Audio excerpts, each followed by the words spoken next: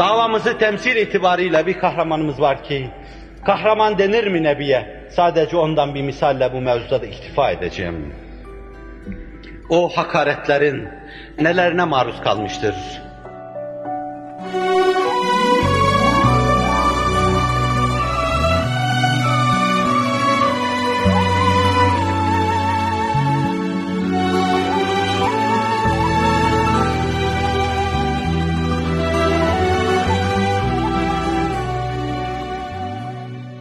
Bedir'de diyorlar ki, Cebrail bir tarafında, Mikail bir tarafında ona perdedarlık yapıyorlardı.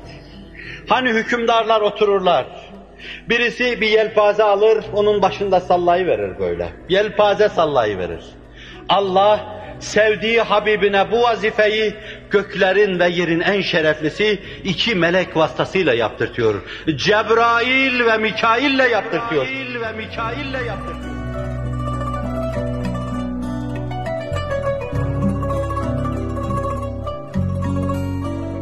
Miraç'ta mübarek ayağını nizamın ifadesiyle semalara basınca göklerin etekleri mücevherlerle dolmuştu.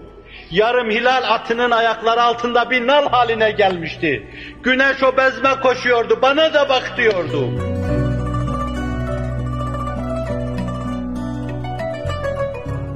Şerefi, onuru, gururu bu idi. Ama gel gör ki başına toz toprak saçıyorlardı.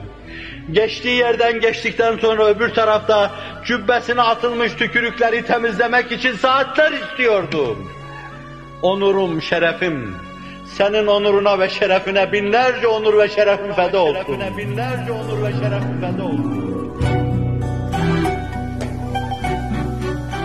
Kendisi onur ve şerefte ama fakat bunlara takılıp kalmadı. Hayatında bir kerecik olsun bunlara takılıp kalmadı. Girdiği rehi sevdada durmadan uçuyor, kanatlanıyor, mesafe alıyor, ışık saçıyor, gönülleri aydınlatıyor ve hedefine varıyordu. Bunlara katiyen takılıp kalmadı. Ebedlere kadar dinimizin esas ve temelini teşkil eden şu ezanları Allah devam ettirsin. En karanlık yerlere dahi ulaştırsın. Ağlayanların ağlamasını şu lahuti sada ile dindirsin.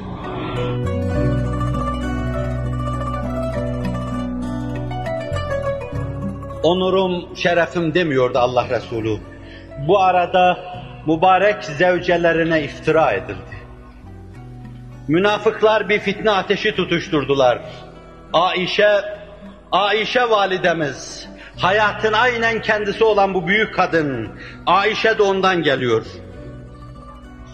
7 yaşında Efendimiz'i tanımış, saadet hücresine girmiş, rüşte daha ermeden erkek olarak Efendimiz'i bilmiş. Onunla düşmüş, onunla kalkmış.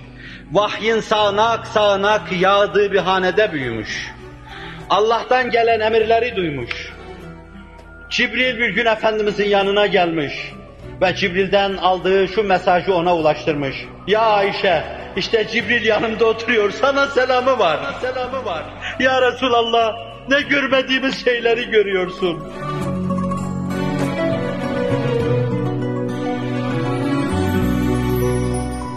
Ayşe, vahyin suyuyla, havasıyla yoğrulmuş. İffet, onun mübarek yanağında bir gül gibidir. Ama ona çamur attılar. Güneş balçıkla sıvanmaz. İçi bulananlar oldu. İstifra edenler oldu. Nebi ızdırap içindeydi. Baba ızdırap içindeydi Ebu Bekir. Ümmü Ruman anne ızdırap içindeydi. Ashab ızdırap içindeydi. Peygamberin zevcesine çamur attılar. Onuruna, gururuna çamur attılar. Takılıp kalmadı bunlara.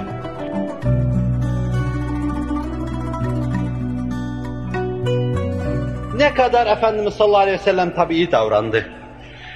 Bu işi tezgahlayanların başında meşhur münafık Abdullah İbni Übey İbni Selul geliyor.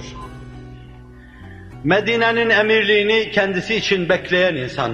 Efendimiz gelince hülyaları, rüyaları suya düşen insan. Onun için daha Efendimiz gelmeden kinle gerilmiş, nefretle, gayızla bilenmiş bir insan. Ayşe validemize bu iftirayı hazırlayan tezgahlayanların başında gelir.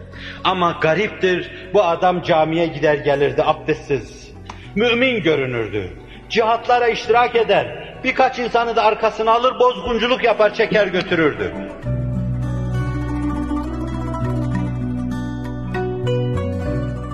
Bir gün haleti nez'e gelince oğlunu gönderdi. Oğlu mükemmellerden mükemmel bir Müslümandı. Oğlunu gönderdi. Gel peygambere söyle, sırtındaki gömleğini, cübbesini versin, ben ölürsem beni ona sarsınlar. Allah Resulü onun münafık olduğunu biliyordu. Biliyordu ama cübbesini sırtından çıkardı, verdi, gönderdi, giydirdiler.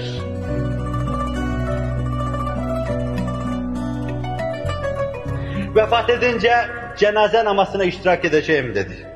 Hazreti Ömer münafıklığını biliyordu. Arkadan tuttu, çekti Efendimiz'i. Ya Resulallah, falan zaman şöyle, filan zaman böyle, falan zaman şöyle. Dün daha kurumadı, kiri lekesi kurumadı. Ayşe validemize şöyle dedi.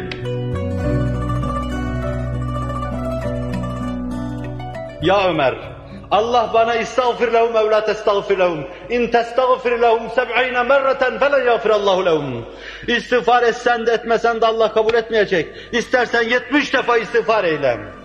Bilsem ki ya Ömer, 70 defa istiğfar etmekle Allah bunu bağışlayacak. Vallahi edeceğim ben diyordu.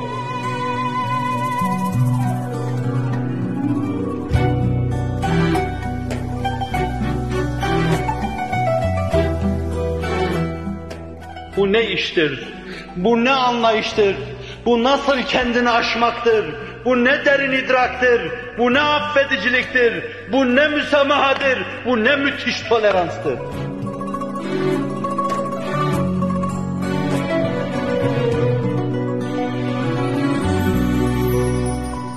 Cenaze iştirak ediyor.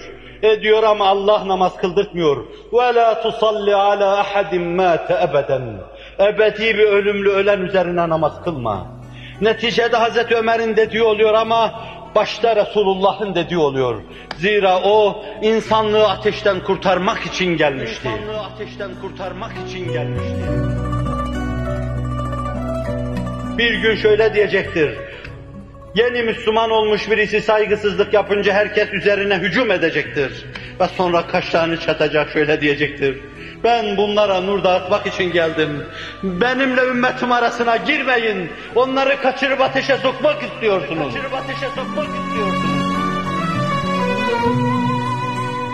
Bu anlayışla kendini aşacak. Kendini aşacak, onurum, gururum demeyecek. Ailesine iftira edenlerin dahi cenazelerine iştirak edecek. Allah 70 defa istiğfar etsen de dese bile, ben 70 defa ile onun affedileceğini bilsem ona 70 defa ve daha aşkın istiğfar ederdim diyecek. Sinesini açtıkça açacak. Sinesine kabul etmeyeceği kimse kalmayacak şekilde açacak ve açacak.